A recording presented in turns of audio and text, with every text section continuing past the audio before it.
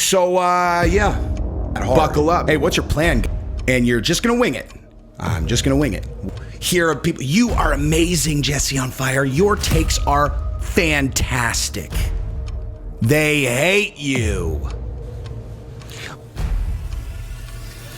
Why don't you go look in the mirror? Ask the narcissist that you see why you hate yourself so much. Let me give you some advice, pal.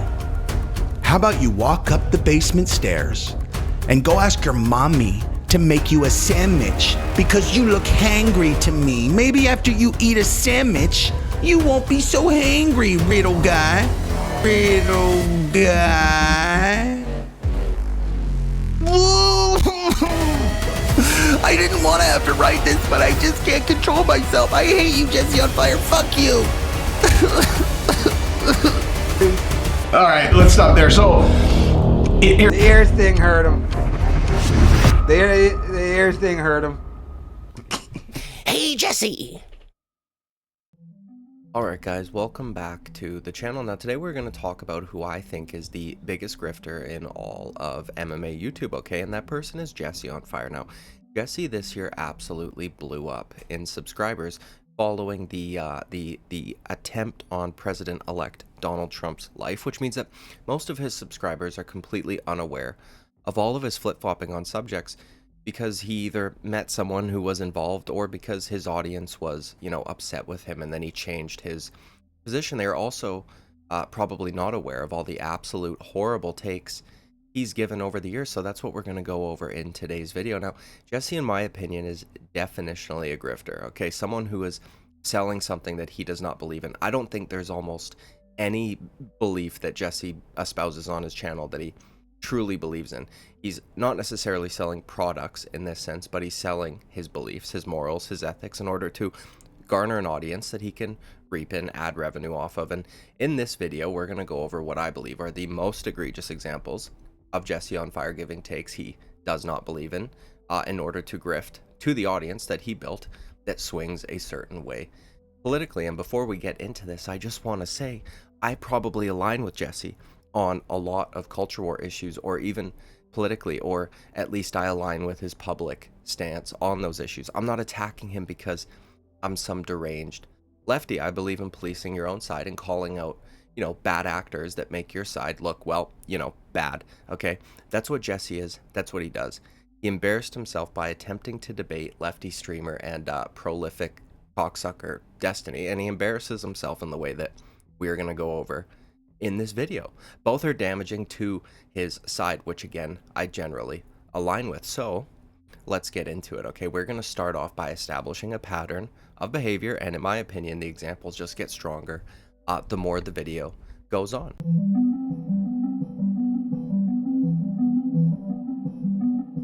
So I am not Andrew Tate's target audience. This is my house. This is my girl. I don't need someone to teach me how to ball. Now that said, I have a lot of respect for Andrew Tate. But what I realized afterwards is he's really doing the world a service. He's teaching simp dudes how to not be complete pussies. And I'm gonna do the same thing based on your comments. Let me ask you a serious question, and I want you to think about this. When you find out that Andrew Tate got banned from TikTok, Instagram, Facebook, all at the same time, what does that do for you? Like, does that bother you? Do you feel good about that? Does that concern you at all? Now, what are you allowed to say? Like, what? Point me directly to the thing that he said that got him kicked off every single platform, and then convince me that you guys are not conspiring with each other when all of you banned him on the same day. All right, now recently Jesse on Fire has a new obsession, and that is talking about P. Diddy. Okay, but before P. Diddy, there was Andrew Tate, and Jesse on Fire started covering Andrew Tate the way many more conservative-ish commentators did, which was, you know, agreeing with a lot of the overall message, but not necessarily being a massive fan of the delivery system. However, you know, that changed. Jesse on Fire eventually became a full-blown fanboy of Andrew Tate up until he found a video from Bruce the lawyer where Andrew Tate essentially admitted to, you know, certain crimes of tax evasion, which I mean is kind of base, but also in stealing from his female employees or whatever it is you want to call them. Okay, so I'm gonna roll that clip for you guys right now. Why don't you work for me so we spend more time together? Or if you're doing what? So you'll have a webcam business. Oh, I don't want to do that. So okay, I know you don't want to do that, but listen, come, let's have a meeting. Let's just talk about it. If you don't want to do it, don't do it. Fine. But let me explain it to you properly. In fact, I'll bring one of the girls who works for me. You, your bottom bitch, the new girl, you go out for fucking a nice dinner. Your bottom bitch is the one who does the selling. You don't do the selling. The girl has to hear it from a girl. And this is where your bottom bitch has to be trained. That's why I said it's so important to have a good first girl. Leave if you don't have every aspect under control. Tax is also another important element for controlling your woman. You're not going to pay anybody tax because you're getting paid in Bitcoin. You need to tell your girl that you're paying the tax because girls are lazy and girls are stupid and girls don't understand how taxes work. And you're like, oh, okay, yeah, we've made this much money, but I'm going to pay the tax to make sure we don't get in trouble. Now that allows you to do two things. One, it's another control element to pay her a smaller percentage. So I used to pay my girls 30%. So for every $10,000 they made, I'd give them 3, and I'd keep 7. They thought they were on 50%, and I said that the disparity is because of taxes. If they say, and when Jesse on Fire heard this clip, he was not happy. He did not like what was coming out of Andrew Tate's mouth at all. And I mean, he took a stance on this, of course, because he has daughters, dude. And do you see these fucking tattoos? I mean, I wonder how many of you even understand that reference, but regardless, right? Jesse was upset about this clip because, you know, he had been big up in this dude and didn't realize that these videos existed, even though these videos were floating around basically the entire time Andrew Tate was getting big. Okay, but this was Jesse's response to hearing all of this coming out of his like newly found hero's mouth. Okay, he admitted on video to tax evasion. He admitted it. He literally admitted it. He's like, yeah, you're getting paid in Bitcoin, so you don't pay taxes. You're like, you put that on video? I mean, you put that on video, huh? Yeah, you're not paying any taxes. And then he also admitted that he lies to the girls and tells them that he is paying taxes so he can juke them for another 20%. So the lawyer says that's fraud. I would assume that that's fraud. And also, dude, like, really? Like, I'm saying, like, I understand why young dudes think that kind of thing is cool. You know, it's like, oh, lots of girls got them all under your thumb, son. Got that. But, like, that's cool. That part's cool. He lies to them. Like he's like, yeah, you're getting. Oh yeah, girl, for sure. She thinks they're his girlfriend, and he's like, yeah, girl, you're getting 50%. And he just steals another 20% from them. That's cool. Like that's cool. That's super. Oh, that's so cool, bro. He's got so many chicks, dude. He's got so many chicks. Like, how is that cool? How is it cool to rob the girl? Like, it's 1,000. All right, now as you can tell from Jesse's reaction, he is not overly pleased with this video. This was the first time that Jesse changed his mind on Andrew Tate. Now, he got a lot of pushback in the comments because a lot of his audience was still fully on board and absolute fanboys of Andrew Tate. So Jesse would go on to change his stance up until he saw another video, which is even more egregious than this one, of Andrew Tate admitting to something even, you know, much, much worse. But just to show you guys what an absolute fucking goldfish memory this guy has, in this very video, he would go on to talk about how intelligent Andrew Tate was. I think that this guy is extraordinarily intelligent.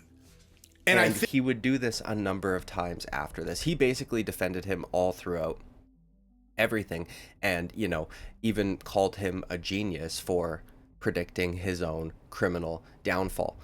Running in a criminal organization and grape in Romania. It is official. He's going to trial. They are going to try to put him in jail, and that is what it is. Now, I want to talk about this case. I want to talk about the Matrix in general, or what he refers to as the Matrix. He predicted this was going to happen, and when I lay out to you exactly what he predicted, it makes perfect sense. He's a lot of things. Stupid ain't one of them, man.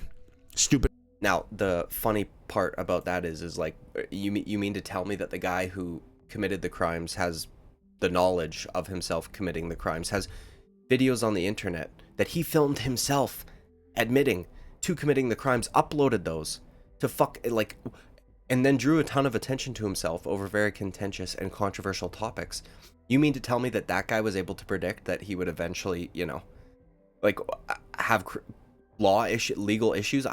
It's fucking mind blowing to me how somebody can, in the very video that you just watched of him admitting to doing illegal shit on camera, and then to be like, this guy's a fucking genius. Like, what are you talking about?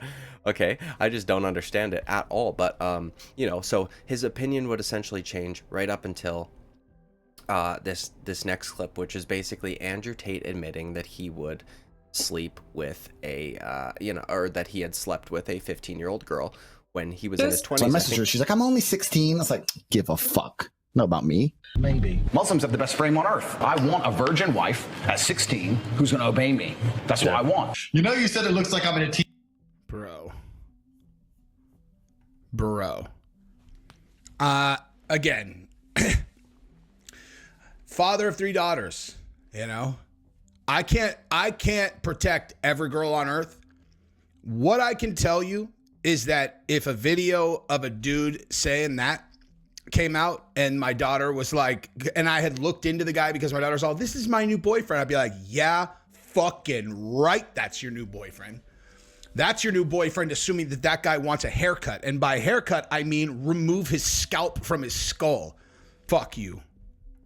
teenage girl's bedroom. Yeah. To some people, that would be an insult, but to me, I find that quite flattering, to be honest. You know, like, that's exactly what you'd expect. I'm fucking all these 15-year-old. You know who one of the guys was? That was Candace Owens' husband. You know how Candace Owens always defended this guy? Yeah. It's because her husband's really good friends with this dude. So she's talking about he's such a good man. Yo, if they weren't buddy or part... He straight up just said, banging all these 15-year-olds. Okay? Banging all these 15-year-olds. Again, I have no problem saying this publicly because, you know, it's one of those things where, like, if I know there are a lot of people who are going to be like, hey, man, don't buy the whatever. You know, maybe I'll stay away from that topic on the channel, but go ahead and defend that, dude. Go ahead. Tell me about how it's, you know, hey, look, like, we need to cancel Mr. Beast because he had this dude over here who did whatever with and we got to cancel this dude over here, which I totally agree with. But it's totally fine if Andrew Tate's like, yeah, banging all these 15-year-olds, you're all 15-year-olds. All right, now I actually want to try and give Jesse a little bit of credit here because I think he was attempting to be morally consistent, right? Because he brought up the, well, you know, Mr. Beast needs to be canceled because of this or that or whatever, bringing up the Chris Tyson situation, and then went, well, like, defend this. Like, what are you talking about? What about this guy, right? So he was trying to be morally consistent. Now, the only problem is that not even a month later, and you can see the reaction from Jesse on Fire here. It's quite visceral, okay? And I even, you know, I mentioned earlier, of course, Jesse's got daughters. And listen, dude, I feel that, okay? I have a new baby girl as well, right? So I wouldn't flip-flop on these issues, but Jesse does. And this time, I don't even know if it was because of fan pushback or what, because I don't know what fans would be pushing back on Jesse on Fire calling this particular situation out, but not even a month later, Jesse on Fire would be covering, you know, something to do with their case, and he was referring to them as, like, fucking gangster and all this shit, which is just, it's absolutely fucking embarrassing, dude. I don't know if he just, like, reverted back to default settings or what happened, but, you know, I'll just show you guys what I'm talking about. And so, I mean, listen, dude, I watched this one clip of, here you go. Police at my house. The police are here, the police are here. Nobody knows why. Dashing through the snow, they put me back into jail. I've done nothing wrong, besides tell the truth. I'll sit with Tristan, staring at the wall. I don't know why the police are here, but we'll find out after all. Okay, that's pretty gangster, dude. That is pretty gangster. I've never seen that clip before, dude. I've never seen that clip before. He was that chill when he knew he was going back to jail. I honestly want to just throw this out there, right? So the person who is running the Tate case, okay, this is like a career case, obviously, right? That's how this works. If you're a prosecutor, you get these big names. They're a scalp that you get to put on the wall. You get a bunch of publicity, and it's huge for your career. So the person who stood to gain the most from this case, who was the lead prosecutor, they left their role took a promotion, and now the case that is the Tate brothers fell to different people who were on the case, and the lead person is gone. And soon after, they get all of their assets returned. Not a very good sign for the case against Andrew Tate. Okay, all right, now that first clip I thought was absolutely hilarious. One, because Andrew Tate says in the second or third line that he tells the truth, which means we should believe him when he talks about fucking 15-year-old girls, right? Now, not only that, but Jesse on Fire looked as though he had an absolute man crush on this guy, okay? He was absolutely smitten. I mean, did you see the little smile that he had on his face? It was so cute. Okay, I'm just kidding, by the way. I'm not fucking gay, but chill. But either way, then, you know, we get him just hook, line, and sinker buying every story that these guys tell no matter what. And it's like, bro, a month ago you just watched them on camera admit to fucking 15-year-old girls, and I cut out a bunch of shit that Tristan had said, that Andrew had said, that was just probably a little too you know, I don't know, violence, not really the right word, but just too, you know, I didn't want to risk this video being demonetized, so I cut that shit out, okay? The part about him sleeping with 15-year-olds is actually the least, you know, disgusting and probably the most tame part of that video, but I just can't understand, like, this is a month after Jesse filmed that video where he was seething about what they were talking about, and then now he's, like, absolutely smitten, has a man crush on the guy. It's just, it's insane to me now. Okay, so this is gonna be the end of the Andrew Tate section, but there's just one little aside I want to throw in here, because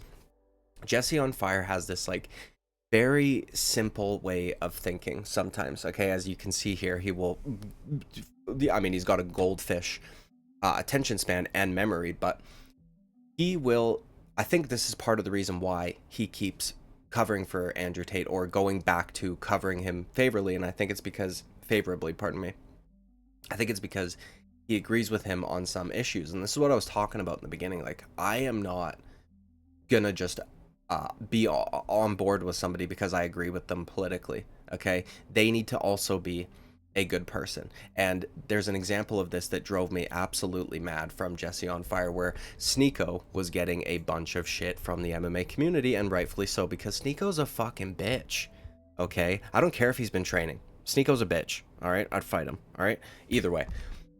And Jesse plays a clip of Sneeko talking about the trans issue, which I do agree with Sneeko on. However, he then follows up with, you know, well, this guy's, you know what, I'll just show you the fucking clip, okay? As a guy, and now is some other thing that's not that, and then some other trans influencer. So let's watch. Months ago, and this is Chris and Mr. Beast as of recent. I almost didn't even recognize, because I know Chris. I've known Chris for a couple years, since 2018, and I did not expect this. He replied to this tweet and he said, HRT, and it's only been 2 months. HRT, if you don't know, is a transgender affirming medication. I think it's just estrogen. People ask me a lot, do you regret not continuing to work for Mr. Beast? And you can see him in the replies. Mr. Beast is back in the sub. He's like, opinion irrelevant ratio, here's what the ratio, and then look at all these people in the replies. Slay! You are a fucking legend. Dope seeing you happy and being your unapologetic self. Proud of you. The Chris I know was like a truck driving, AK-47 shooting, Call of Duty playing, dip chewing. Yep. Oh, weird. So the very first thing I showed you of him was him talking about how the Mr. Beast guy, you know, going trans, he's going to live to regret this, and he's making fun of all the people on Twitter. Oh, live your truth, slay queen. Does that sound like anybody that you know? Reading far left tweeters with voices like that. Oh my God. If you like my channel, I would imagine that take probably caught you off guard. You're like, wow, I wasn't expecting that from Sneeko. I thought that he was just like some clown that would like go prank people. It's like, no, he's one of us, actually. Okay. No, actually, he's not one of us, right? No, he's not one of us. Sneeko is maybe the worst grifter of all time, period. Not, you know, obviously nothing to do with MMA YouTube, so I wouldn't do a video on him. But there's a video on Sneeko by a YouTuber named Gokanaru. You should check that out if you want to find out about Sneeko's past. But no, he's not one of us because he made fun of a trans person, okay? Do I agree with him on trans issues? Yeah, I do. But you know what, dude? You know what I don't agree with him on is sitting in the same bed watching your girlfriend get fucked, because that's what Sneeko does, or did at the very least, right? Sneeko's a cuck, okay? Like the definition of a cuck, not like a guy that gets played by his girlfriend, or a guy that is in an open relationship, like a fucking full bore like the definition of a cuck, okay? Sat in a bed and watched his girlfriend have sex with another guy.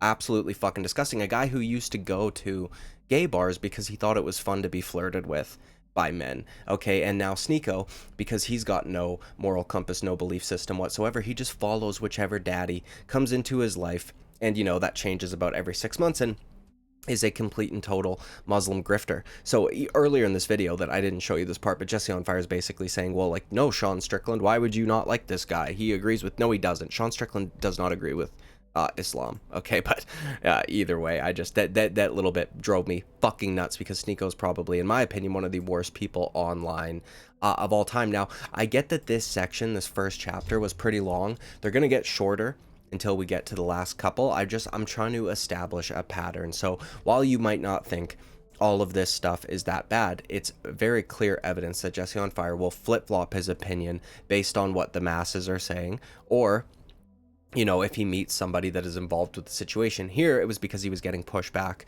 from his comments section, and he realized also that a lot of the conservative influencers were speaking positively about Andrew Tate. So every single time he would cover something negative about him, and then he would probably go watch the other coverage on him, he'd be like, oh shit, and then a month later he's covering them favorably again after he watched them admit to fucking 15-year-old girls. Okay, but now let's get to the next chapter.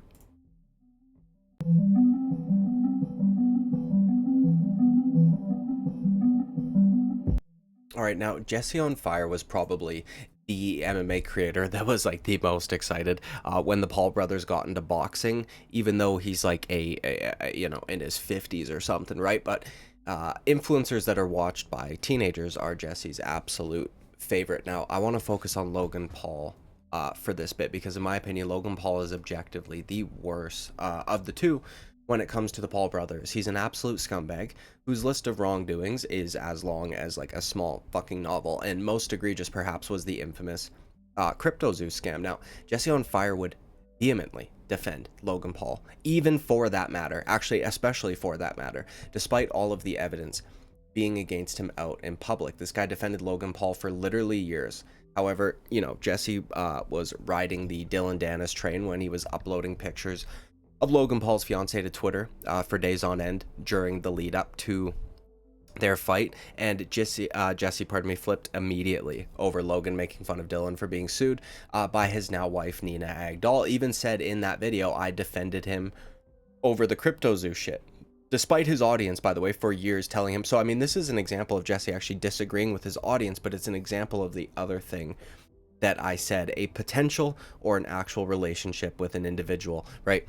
Jesse on Fire has relationships, which we're going to get into later, with Brendan Schaub, who at the time had decent relationships with Logan and Jake Paul. So I think Jesse on Fire thought he could perhaps one day get connected via networking to the Paul brothers. So for years, he refused to say anything bad about him. But when it became popular to do so, right, because a lot of MMA people didn't like Logan Paul anyways, but once he was fighting Dylan Dennis, it was like this massive trend to just shit on Logan Paul, which, by the way, I think he's an absolute fucking scumbag, human piece of garbage, okay? But this from Jesse is literally spineless fucking behavior. Once you see that it's good for views, once you see that everybody else is on board, and there's probably no returning from this for Logan, so you're not going to even want to network with him in the future, you then flip, okay? And we're gonna, I'll show you those clips right now. All right, Jesse on Fire, welcome back. So fair warning, I am going to demolish Logan Paul in this video. Just going to, and you guys can go back and look through all of my content and see if you can find a time where I was just overtly aggressive towards Logan or Jake. I like active humanity. Wrong. Like, this is wrong. I've defended Logan Paul through all of this stuff. I've been like, dude, I think he's a good guy. He's not a good guy. Dude, I defended you even on the CryptoZoo. I defended him on the CryptoZoo thing. I'm like, dude, look, I looked at this guy, didn't even make any money. You know, guy didn't even make any money, dude. Like, what is anybody going to say about this? Like, he didn't actually make money. What I'm seeing is he intended on doing an NFT project, and he kind of partnered with the wrong people. I've defended him every single time. Find one video where I've said anything seriously negative about Logan Paul, okay?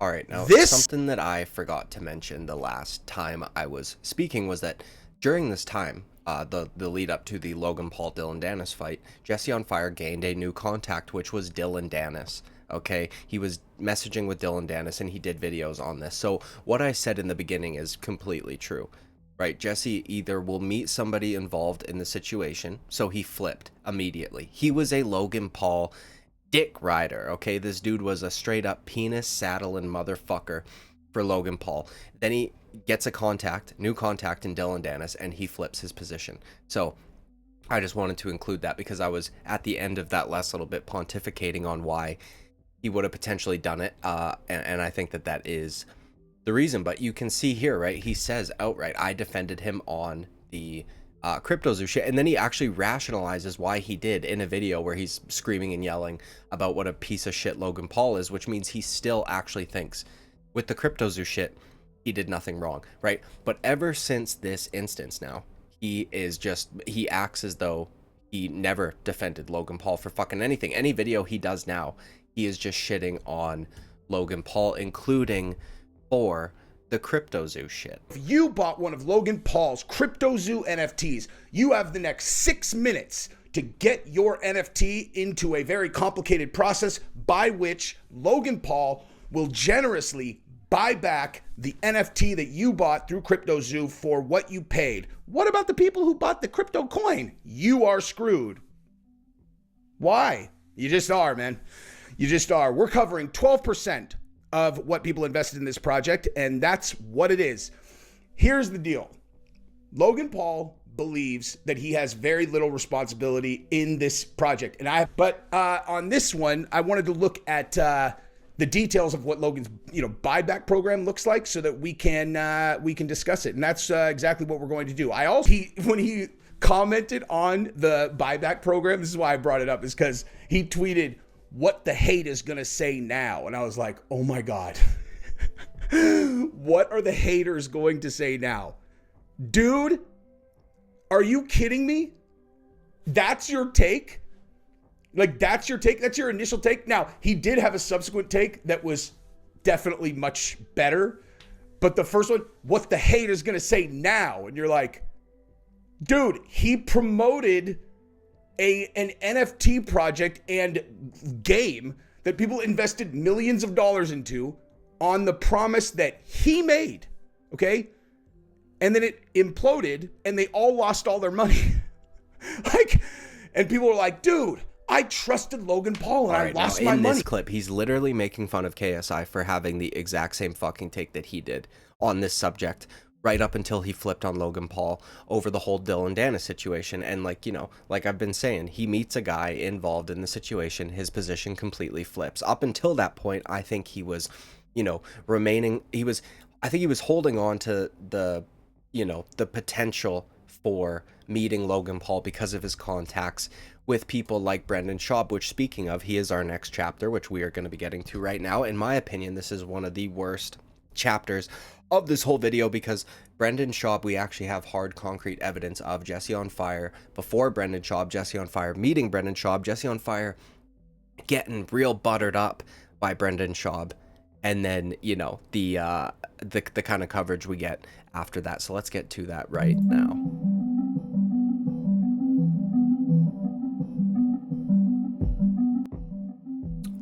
All right, now back when I first started watching Jesse on Fire, he would actually call out Brendan Schaub for his lawsuit against small YouTuber Unique. Every time. And I went easy on Schaub in that video, but I also was watching his special through the eyes of like, fuck this guy, man. This fucking guy's got his own comedy special. He hangs out with all these guys making fucking $1 million a year and he takes down some little guy's channel. Fuck that.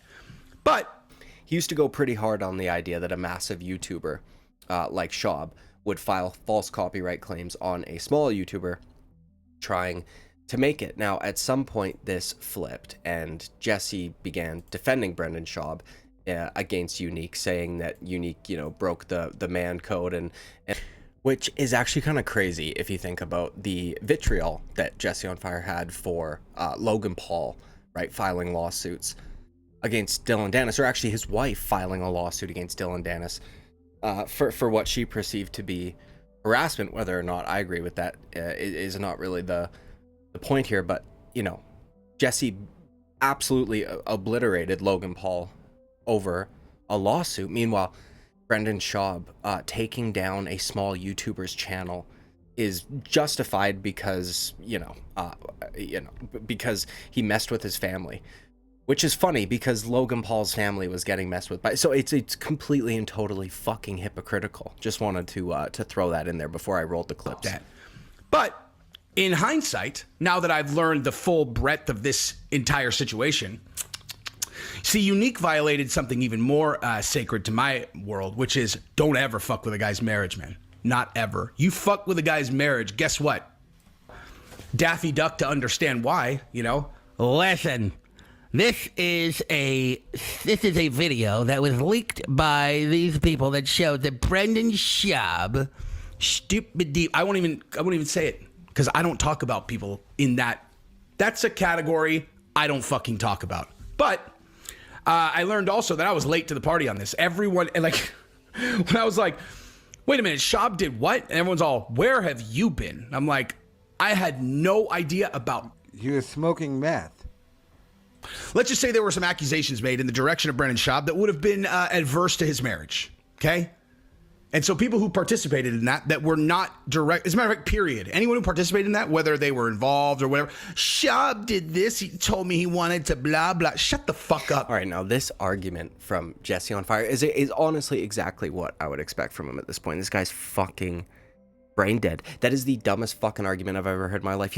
Yeah, you think this kid who's got like 12K subs on YouTube or whatever it may be fucked with his marriage? What about the guy that cheated on his wife? Did he fuck with his marriage, Jesse? Did he fuck with his marriage? Right? And then he goes on to talk about anybody who participated in it that is not directly, and then he stops himself and says, no, period. Well, what do you mean, like Schaub cheating on it? Like, I don't understand what the fuck. And by the way, I'm not even here like trying to talk about that. I'm not feigning outrage over fucking Brendan the Downey Schaub cheating on his wife, but Jesse's doing it in the opposite, right? He's feigning outrage for people talking about a public figure's love life that was made public. Like, it's so fucking strange to me. And Unique even points this out later, which I thought was one of the funniest moments I've ever fucking seen, because if you know who Unique is, if you know how he sounds, what he speaks like, right? You would never expect anything fucking intelligent to come out of this guy's mouth ever. No. That your husband asked me to go to his truck and stroke him off, okay? I just want you to know that, okay? Wait, how many kids do you have? I don't give a fuck. Fuck that. I don't care about your fucking kids, and I don't care about you. I just think... Wasn't hitting on chicks in the audience, which you probably did. He was trying to fuck other comedians' girlfriends and his friend comedians' girlfriends. Do you not understand that? He was trying to fuck every chick comedian, even Bobby Lee, who was his friend's girlfriend. Do you not get that? Do you not understand that? This nigga broke...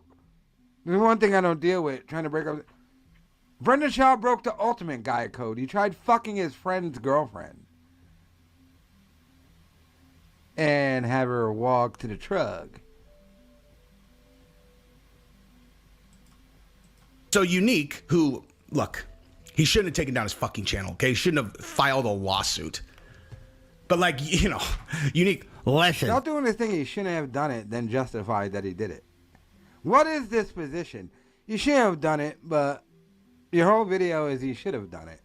What the fuck? All right, now Unique comes back with a good counterpoint. And I remember watching this at the time, and I was actually surprised that he was able to do that on the fly. And usually, if you know who Unique is, he's usually fucked up while he's streaming, okay? And even when I went back and rewatched the video, I was like, oh yeah, I forgot he actually fucking, had a good counter argument. And you can see towards the end of that clip that Jesse on Fire comes in chat, okay, and acknowledges that that's a fair point. Now, we're about to see one of the biggest walkbacks of all fucking time, because Jesse on Fire is so fucking dumb, and he realizes that he's getting out-argued by Unique here, which is, I mean, listen, dude, not a good look, okay? I'm sure the guy is somewhat intelligent. He defended himself in court against Brendan Schaub, but I mean, just listen to the guy. It's hard to have kids with a man with a 3-inch dick.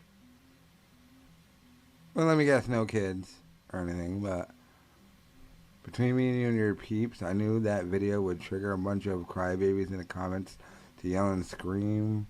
Oh my God, F Shop does triggering the $20 for the lawsuit, F Shop.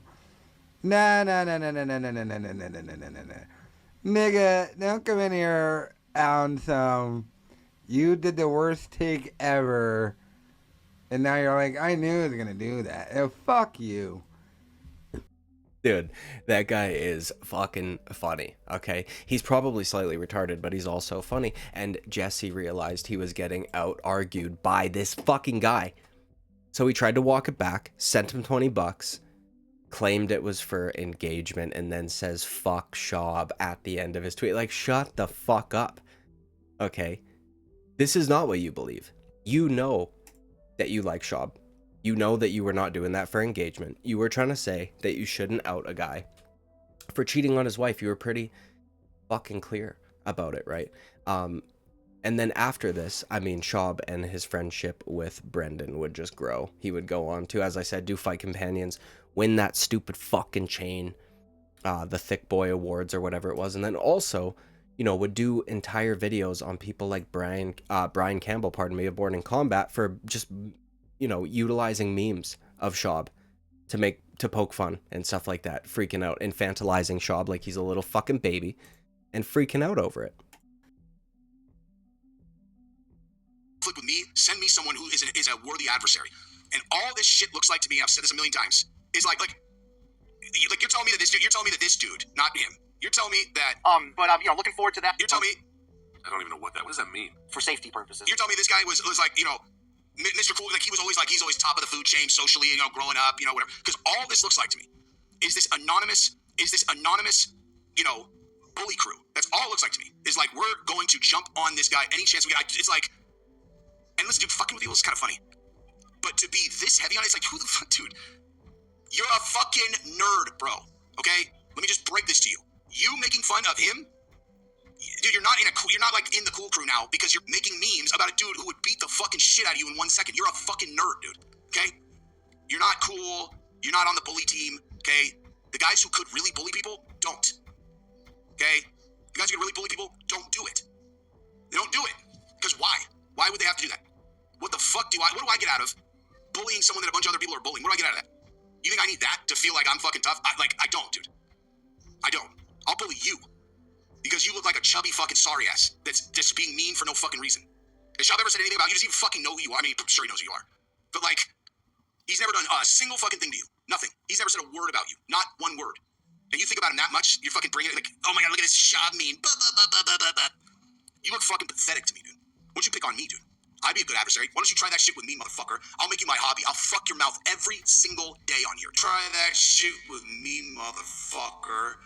I'll make you my hobby. I'll fuck your mouth every single day on here, dude. All right, now this is so weird to me for a number of reasons. One is Shab was still at the time attempting to be like a pseudo comedian, so this guy should be able to take jokes without constantly crying about fucking hate he gets on the internet. Like, every single person that uploads stuff to the internet gets made fun of. It just is what it is. Okay, that's one. Two, what, just because somebody can beat you up means you can't make fun of them? Like, I don't fucking get this at all, dude. They're fighters, okay? They're not gods. They're people that chose a different career path. Like, that doesn't make them exempt from criticism and or jokes. And also, it's completely hypocritical of Jesse on Fire to be even complaining about this, considering he is, like, you know, well, tried to at the very least collaborate with MMA Guru and would never ever ever call him out for the same shit, right? MMA Guru constantly makes fun of fighters, including Brendan Schaub, which, by the way, I have no problem with. I think it's fucking hilarious, and there's a lot of fighters like Brendan Schaub who, in my opinion, deserve to be made fun of. Now, we're gonna get to this next chapter here, which is about Jon Jones.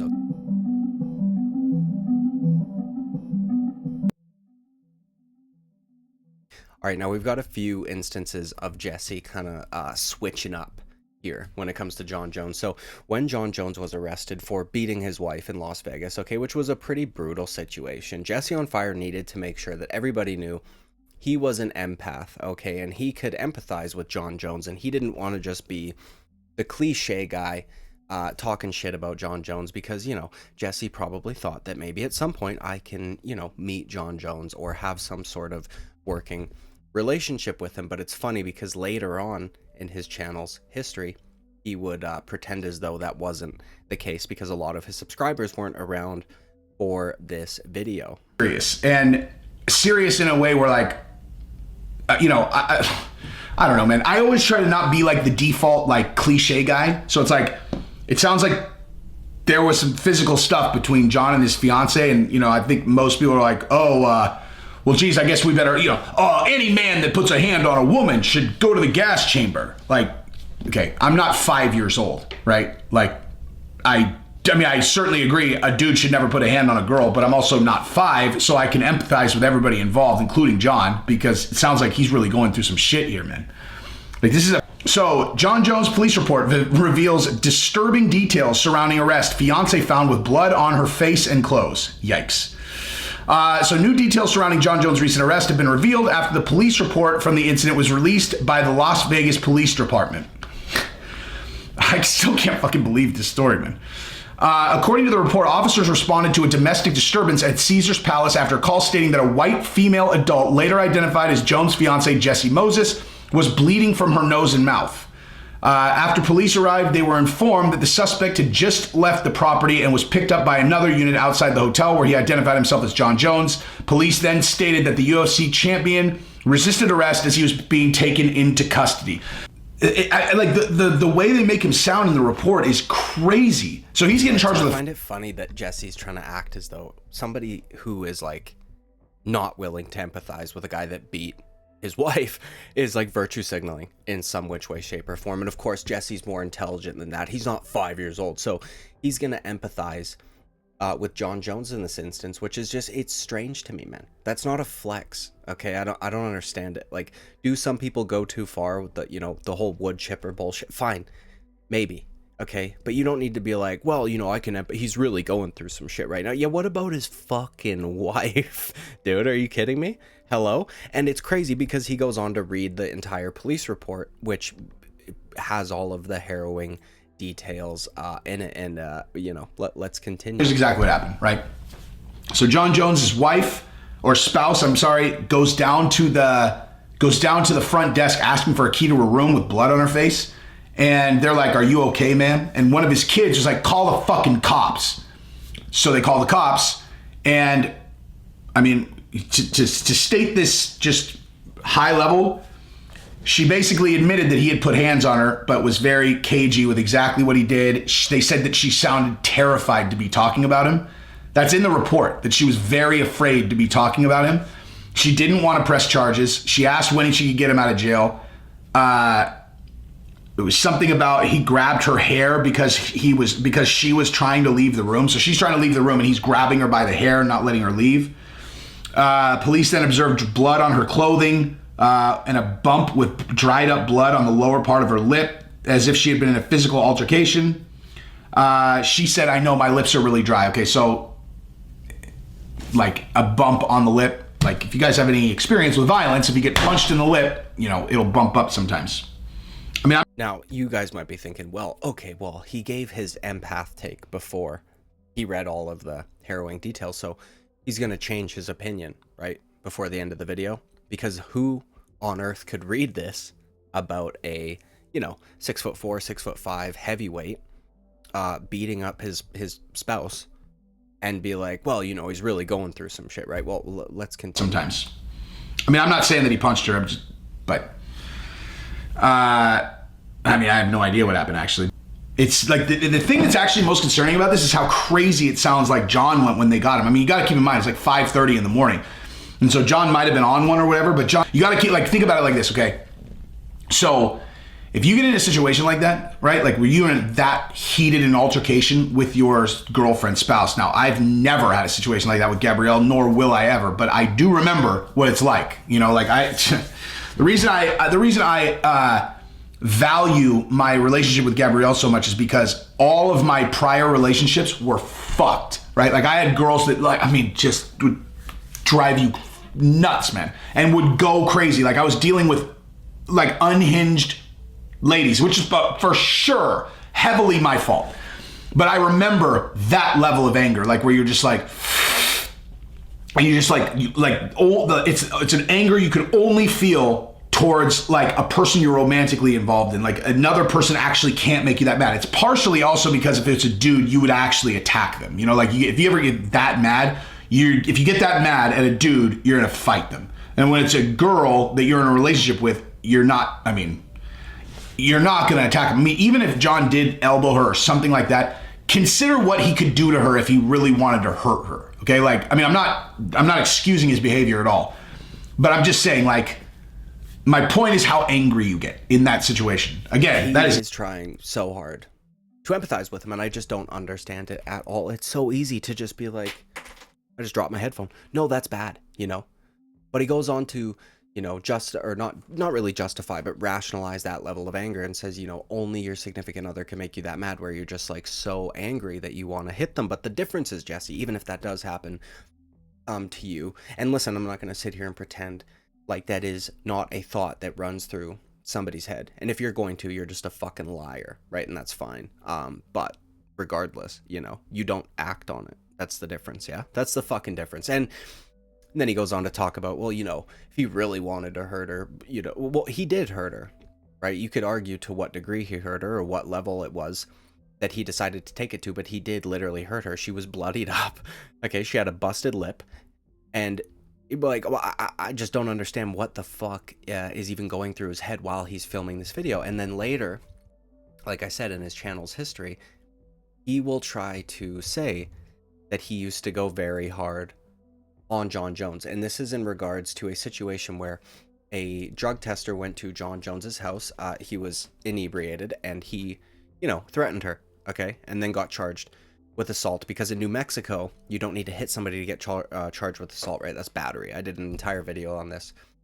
Threatening somebody can be considered assault, and that's what happened. And Jesse on Fire goes on to, you know what? I'll just show you the clip. Clear. So you guys, like, people were arguing with me in the comments about, oh, you defending John Jones, you're shilling for John Jones. Are you out of your mind? I'm shilling for John Jones? You must be new to the channel, dude. Or just go search Jesse on Fire John Jones and go see how I covered things when he behaved badly. Tell me I shilled for John Jones. It should be noted that at the time, Jones had no shirt on, and his size compared to Crystal. So what? He can't help how big he is, and he had his shirt off because he's working out in his garage. Like, this is honestly, I cannot believe I'm going to say this. I can't believe I'm going to say this. This sounds like a racist fucking bitch to me right here, dude. This big black man was, you know, he looked agitated, you know? He's big and he's black. Honestly, I have never accused anyone of racism before, especially not in a situation where I don't know for sure. But this is so ludicrous, the way she's writing this, that I honestly think I'm like, the fact that he's his shirt off and look how big he is, who fucking cares?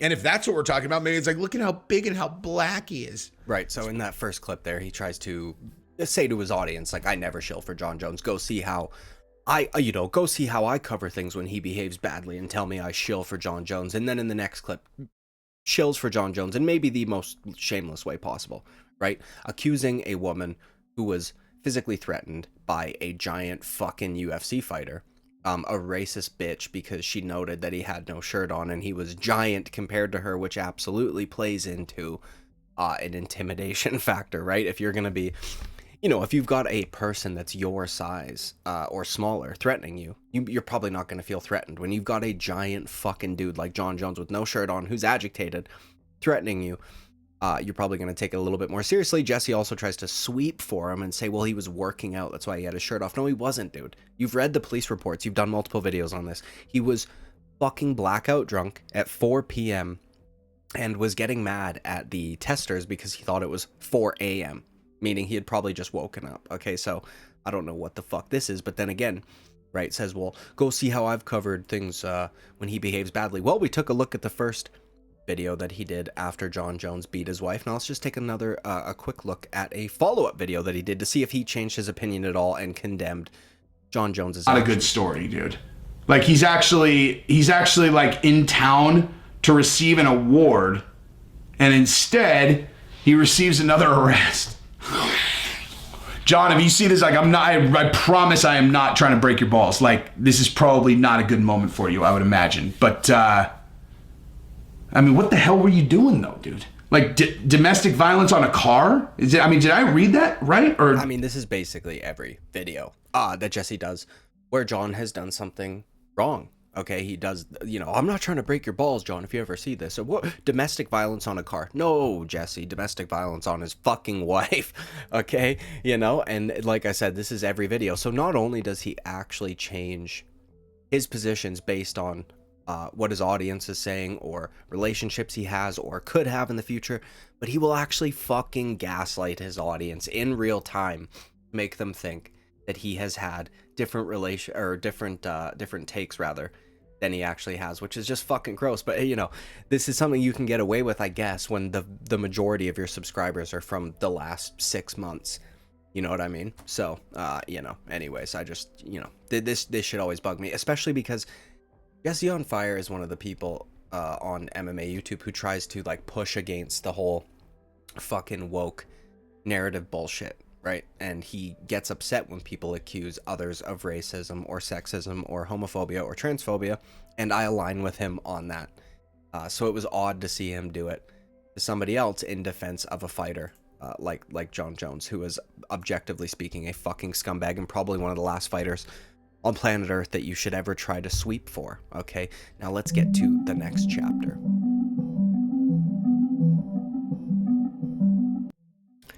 All right, now the topic or subject that caused Jesse on Fire to initially like blow up in a sense, right? This was before he had like 25k subs, was the Diego Sanchez Josh Fabia situation. I was a viewer of Jesse on Fire before this happened, okay? And there was something that he says in one of these clips that I think encapsulates why I no longer like Jesse on Fire quite perfectly. But it's just insane to me because when he first started covering this topic, he was very vocal about Diego Sanchez being an adult, and we should not be acting as though he is a victim here. He is fully on board with what Josh Fabia is doing, and he is as much culpable as Josh Fabia is. Now that would eventually change, but I'm going to play some of those clips for you right now. Fuck you, Diego, okay? And fuck your little twerp friend who convinced you that this is the way the world is.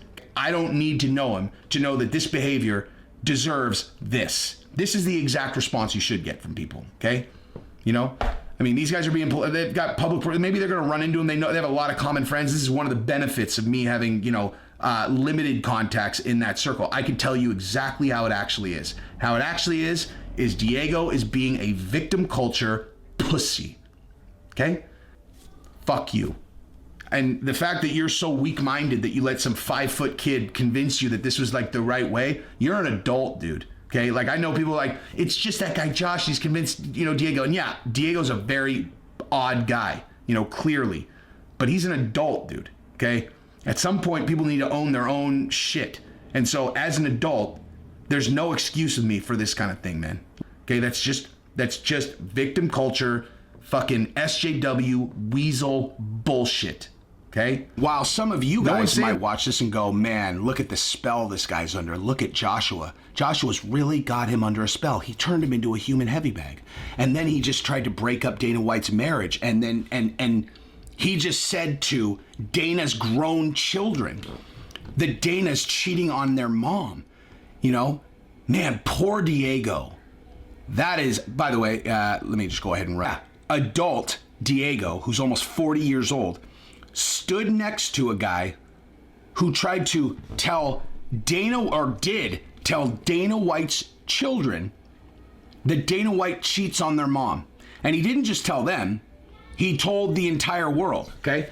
And when I say what I'm going to do my best to do here is just point out that Diego's responsible for his own decisions here. Like, he chose to get hung from a ceiling and beat up by a 5'2" midget, okay? He chose to allow that little weasel to attack Dana White, who Diego owes his entire life to, in a way that's completely irreversible and could cause Now, I remember when I was watching these videos back in the day, okay, peak Jesse on Fire, and I remember thinking absolutely fucking based, okay, because I saw a lot of people acting as though Diego Sanchez was a fucking child, basically infantilizing, much like we see from Brendan Schaub, where he can't handle himself. He's obviously, it's insulting too, because you're basically just saying that guy's fucking retarded, which, if we're being honest, I mean, Diego Sanchez is fucking retarded, okay, but, you know, I just remember thinking, you know, this is fucking awesome. And he says something in there where he goes,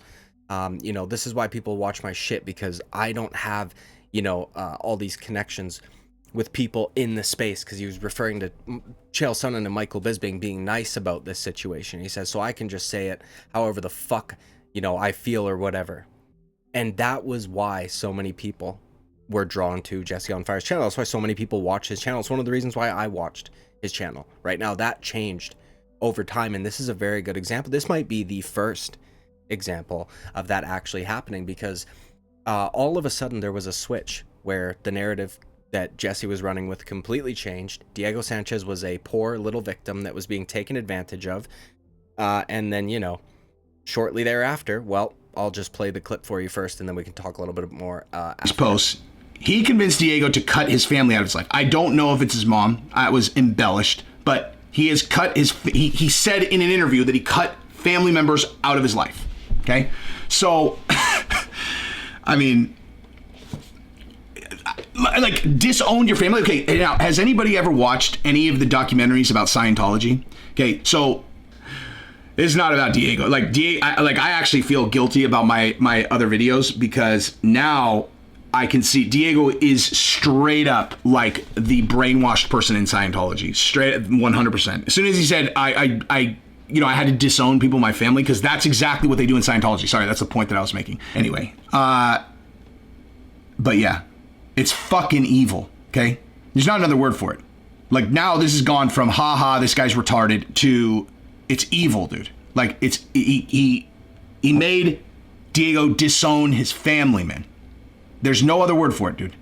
Evil. All right, so this was probably the first video where the narrative changed. The first, like, 3 or 4 Jesse did on this subject, he went hard on both Diego and Josh Fabia, as he should. That was the only right opinion. You know, Diego is a fucking adult, right? Nobody's making him do anything. He's choosing to believe this fucking mongoloid little midget guy that he could beat up. Like, I have no idea how he bought into this, or Stephen Bonner, or any of these guys. I'm not even trying to be shitty, but I don't think it's a coincidence that they were all drug addicts. All right, but either way, the narrative changed, and after this video, it was only spoken about through that lens. Jesse had the same take as everybody else did, and I believe the reason is because Diego Sanchez would shortly thereafter go on to give him multiple exclusive interviews. So I think this is the first example of Jesse trying to make connections, and therefore, you know, curtailing what he's going to say about certain topics, because what he's saying now, it contradicts what he said earlier. You know, you're an adult. I hate victim culture, all the rest of it. Now Diego Sanchez is just this victim, and we need to help him. And honestly, it annoys the shit out of me, because there are people, when I've said negative things about Jesse on Fire, who have commented on my videos or in my live chat saying things like, well, I know he helped a lot with the Diego Sanchez situation. I mean, kinda, not really.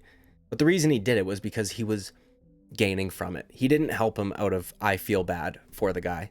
Not in my opinion anyways. He did it because he was able to get a bunch of content out of it and get, you know, multiple exclusive interviews. But I'm not going to play any of those interviews because, you know, this video's fucking long enough as is, and I want to move on to the final chapter, but they're basically just glaze sessions. You know, he doesn't even push back. There's moments where Diego tries to still say, actually, no, man, no, Josh is legit, man. He showed me this move, man, where I could literally kill him, man. He showed me how to break his neck.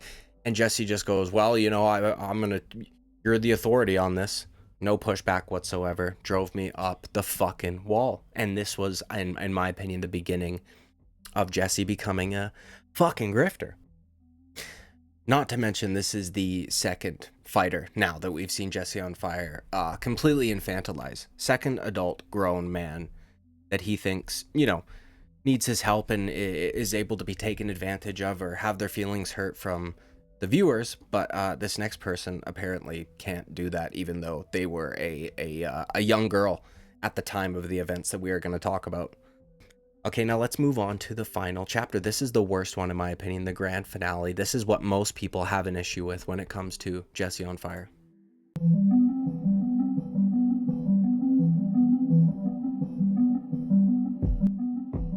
All right, now just to briefly recap, and listen, I understand this video has been very long, and if you've not made it this far, good, whatever. You know, you're not my audience anyways. You have a goldfish attention span. If you've made it this far, dude, I greatly fucking appreciate you. Like and subscribe, I would greatly appreciate that as well. But either way, we've gone over the Tate situation where he has flip-flop his opinion multiple times because it's beneficial for him to be able to grift to the like red pill conservative space. We went over the Logan Paul situation where it took him years to finally come around, and only when he was going to benefit off of it financially by being able to roast Logan Paul and also being able to create a relationship with Dylan Dennis. We went over the Brendan Schaub situation, which is completely antithetical to the Logan Paul situation, where, you know, you eviscerated a guy over a lawsuit. Meanwhile, Brendan Schaub is okay to take small YouTubers to court and fucking ruin them financially all the way up until he loses and has to pay this kid, right? We went over the John Jones situation where he is trying to, one, gaslight his fans into thinking that he has reasonable and balanced opinions, and also trying to paint a drug testing agent as a fucking racist, which I think is just his inner liberal coming out. Then we have the Josh Fabius situation. Right, by the way, he's a two-time Obama voter. Just thought I'd throw that in there. We have the Josh Fabius situation where he, you know, flip-flopped very hard. This was the first instance, I think, of him flip-flopping. This is what caused his channel to blow up initially, because he ended up getting interviews with the person involved, which is what I mentioned at the beginning. And now we have the Pat Barry situation. Okay, now, Pat Barry, essentially, I think the majority of MMA fans will agree, groomed Rose Namajunas. That is, they are obviously together now. They're, I believe, married, but at the time, Pat Barry groomed Rose. She was a 14-year-old girl training at the gym that he was helping to coach at Rufus Sport. And the second, allegedly, very convenient that this is the case, the second she turned 18, they started dating. Okay, now, Jesse on Fire has tried to defend this numerous times. Now, unfortunately, one of the live streams is deleted from the internet, and it was because he received so much backlash. That's not the first time he's done that, by the way. He has admitted to deleting videos because he was bleeding subscribers from those videos, which pisses me the fuck off, dude, because I've uploaded plenty of videos that have made me, you know, have had a negative outcome in terms of my growth, because I believed in what I was saying. But he deleted this live stream off the internet. Now, thankfully, there was a guy who clipped parts of it. It's never cool to hook up with a teenager, obviously. And I was like, but the only thing where you can get redemption is if you're still with her, the same girl, all along when she's 30 years old. It's like, okay, clearly you weren't just some fucking kitty predator, dude. Yeah. Like, he has no history of creeping on other teenagers or anything. He hasn't done that to anyone else. It's this one girl who, to your point, I hadn't even thought about that, could have been pursuing him. This is like someone, an authoritative figure to her, like, who's her coach. I mean, I don't know. Dude, I met Gabrielle when she was fucking 20. Yeah, I met Gabrielle when she was 21. Yeah, Gabby doesn't have a dad.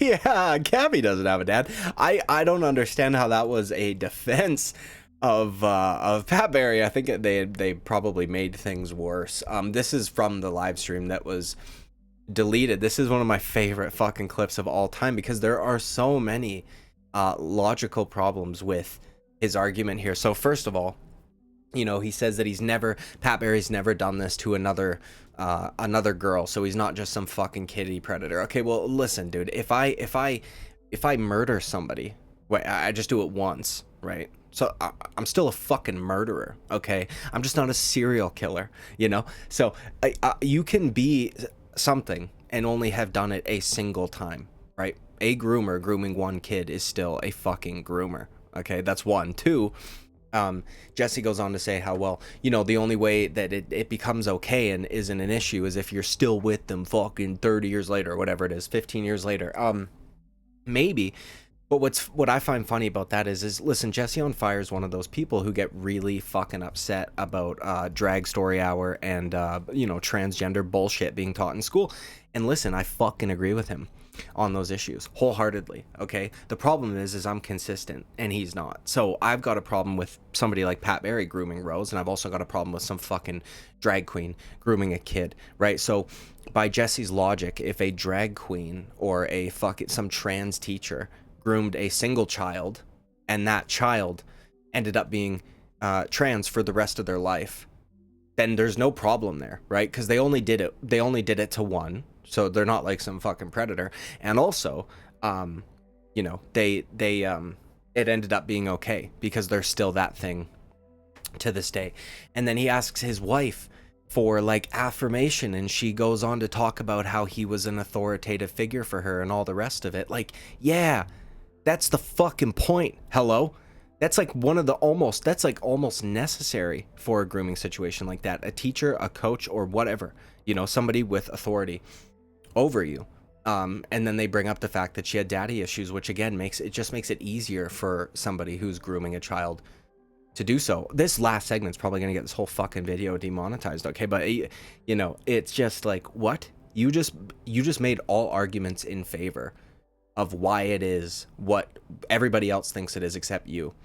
But you think you're defending him in some which way, shape, or form. It's very strange to me. Okay, and then later on Jesse's channel, he would upload a video like staunchly defending Pat Barry because Sean Strickland had said a few things about Pat and this whole situation, and then, you know, it's a meme online. And by the way, I want to just throw out there, one of the main like pushers of this meme and shit is MMA Guru, who again Jesse will just glaze relentlessly. And I'm not saying that I have an issue with Guru pushing this fucking narrative, because I believe it to be true, so I'm glad that he pushes it.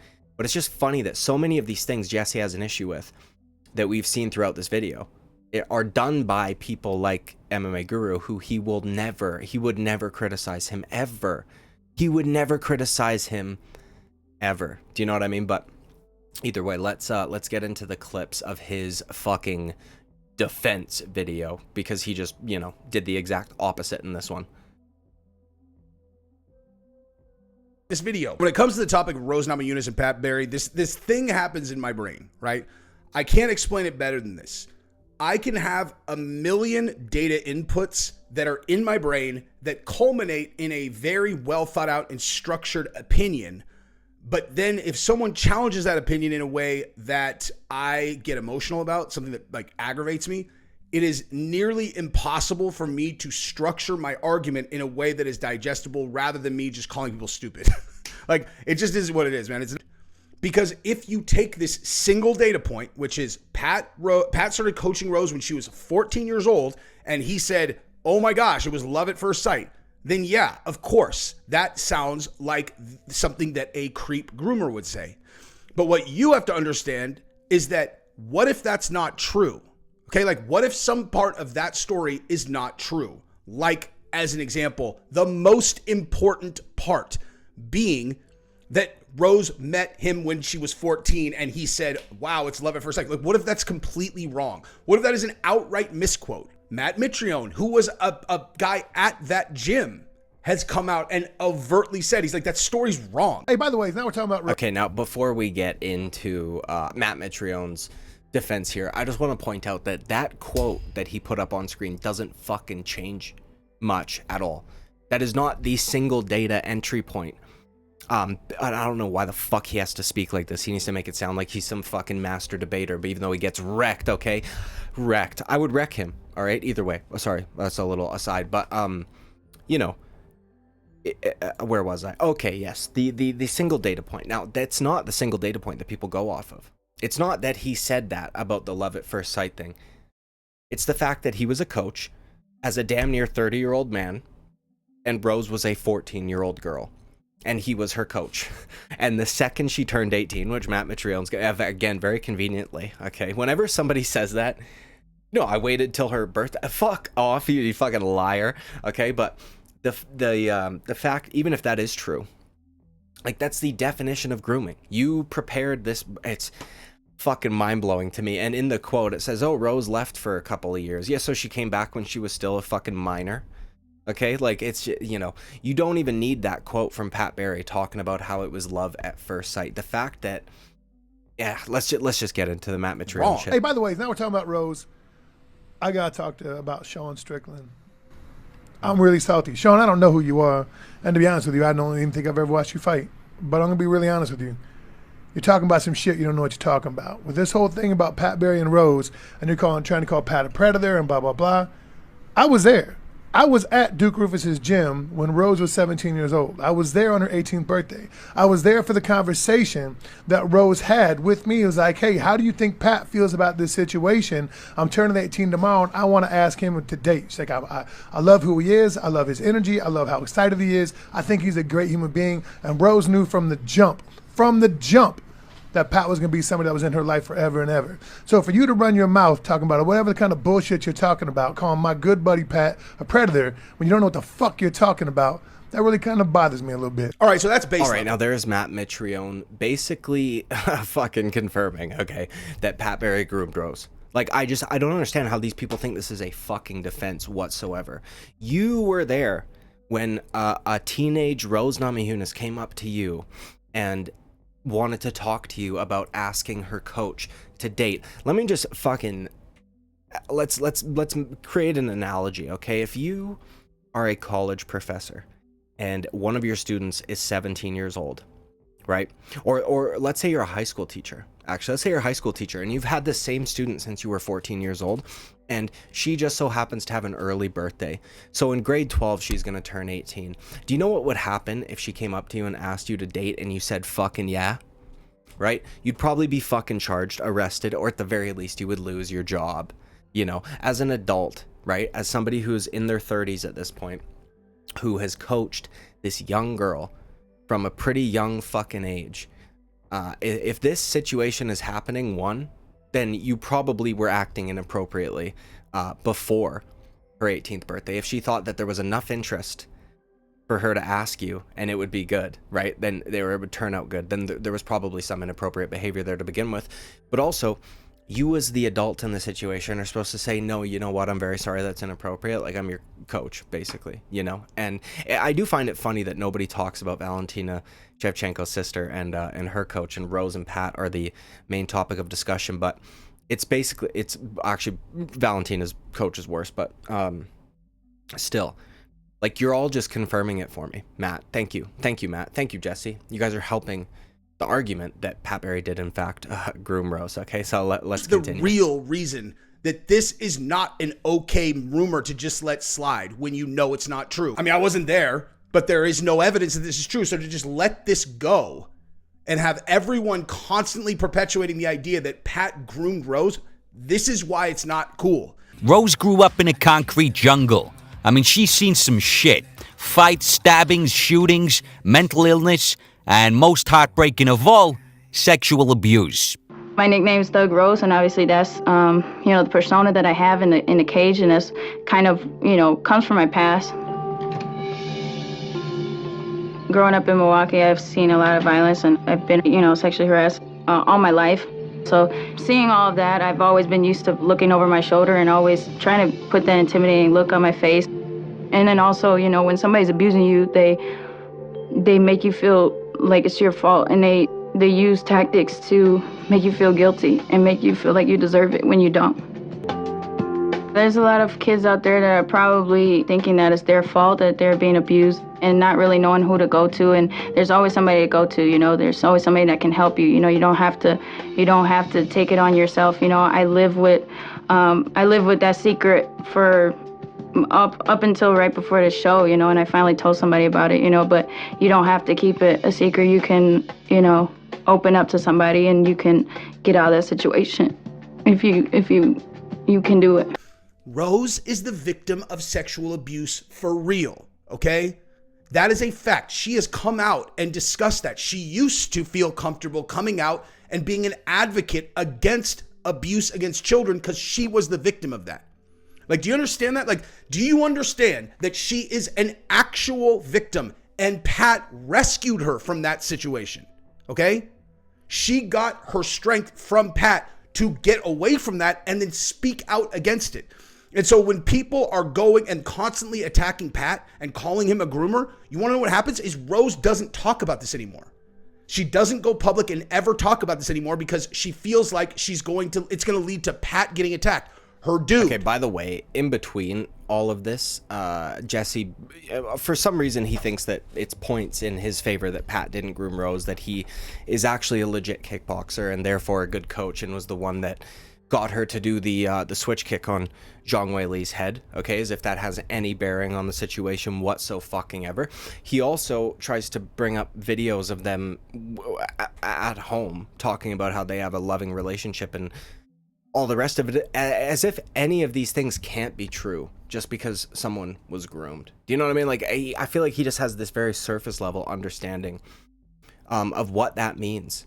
Like, it's actually fucking mind-blowing to me. But then this last bit is the worst part of all, in my opinion. He's basically gaslighting his fans into, again, this is a theme we see from old Jesse here. But, I mean, bro, the fact that she was harassed in that way, or because she says harassed and then she goes on to say abused, but let's just go with the worst case Ontario, okay? So let's just say she was abused, right?